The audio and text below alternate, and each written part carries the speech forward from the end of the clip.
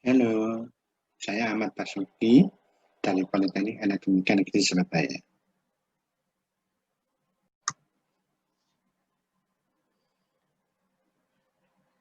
Kali ini saya akan menjelaskan tentang teknik pencahayaan yang berbeda. Setelah pertemuan sebelumnya kita bicara tentang rembrandt lighting, butterfly lighting, broad lighting, short lighting, dan lain-lain. Nah, hari ini kita akan kembali dengan 4 jenis teknik pencahayaan yang berbeda lagi. Ya, oke. Nah, materi hari ini yang pertama kita akan mulai dari low key lighting, kemudian kita lanjutkan pada high key lighting, kemudian cross lighting, dan terakhir adalah cahaya berwarna atau color lighting. Oke. Nah, sebelum saya memulai dari teknik pencahayaan, saya akan kembali lagi, kita akan melihat komponen histogram di dalam foto. Jadi, ini ada foto ini, kemudian dari foto ini, kalau kita bisa lihat histogramnya akan seperti ini.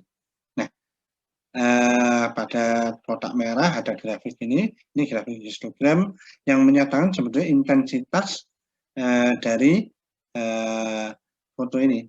Nah,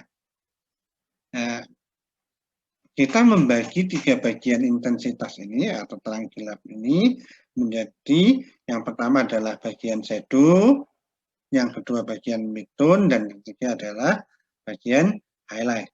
Nah, bagian shadow itu menunjukkan bagian gelap. Ya, jadi bayangan ya atau sesuatu yang memang gelap. Bagian midtone, bagian-bagian tengah ya, jadi yang tidak gelap dan tidak terang, tapi memang yang bisa dilihat masih. Sedangkan highlight itu bagian yang terang. Nah, biasanya dalam editing kita akan memperhatikan 3 hal ini. Demikian juga dalam pencahayaan kita harus memperhatikan 3 hal ini. Oke, kita akan dalam kebanyakan foto dominansinya adalah di midtone. Tapi nanti kita ada low key dan high key yang dominansinya mulai akan bergeser. Oke. Nah, kita akan mulai dari low key lighting.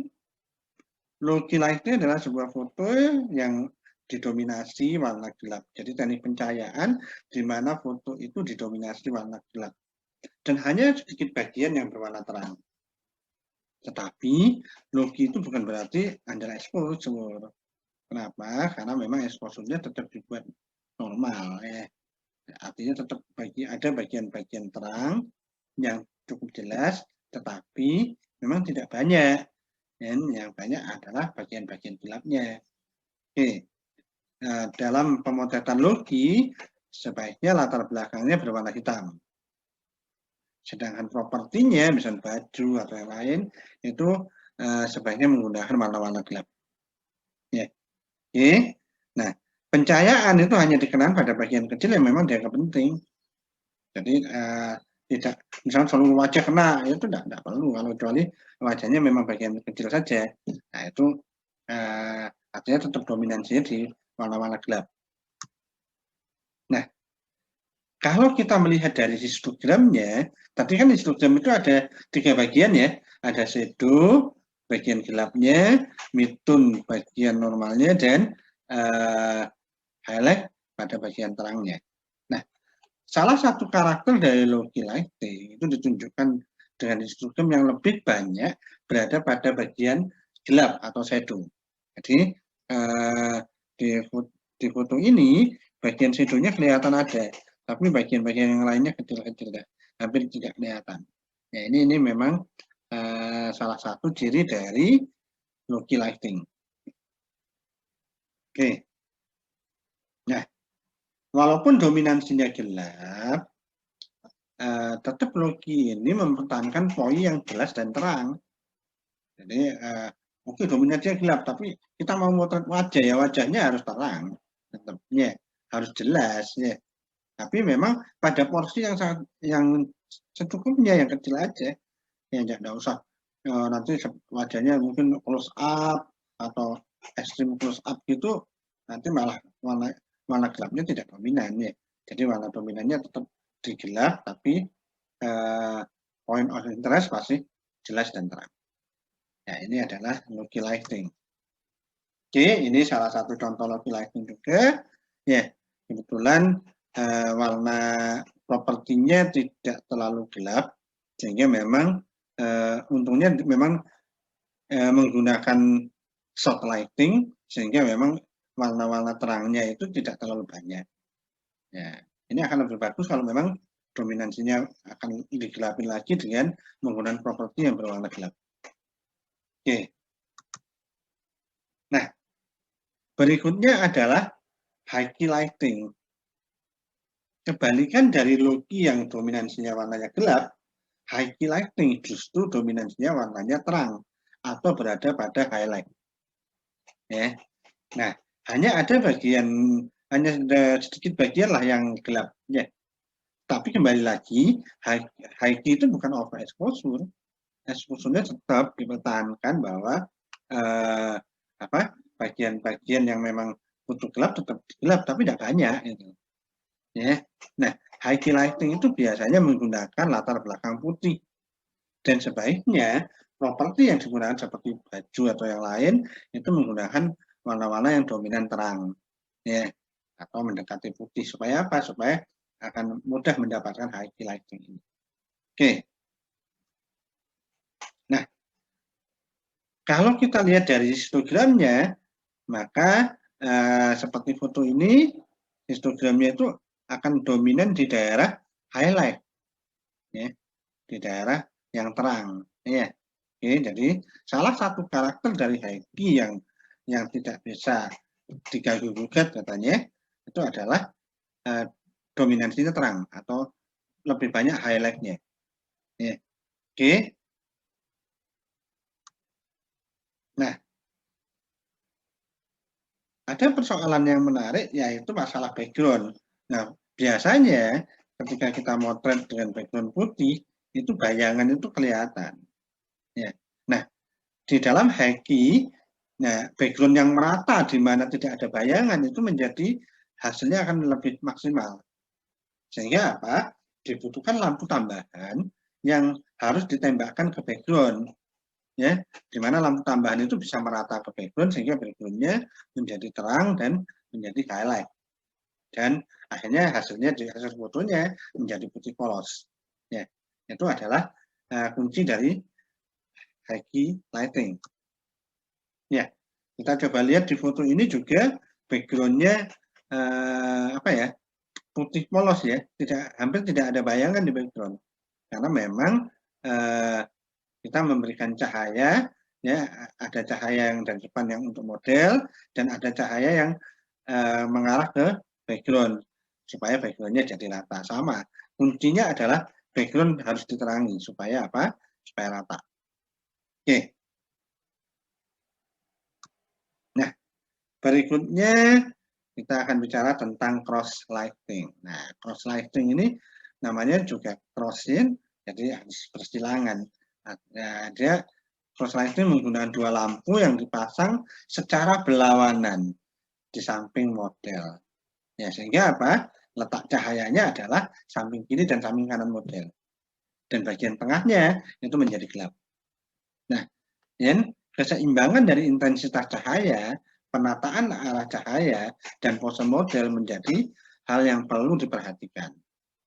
Nah, pencahayaan ini sebetulnya termasuk pencahayaan kreatif. Oke, kita coba lihat. Nah, ini adalah contoh cross lighting.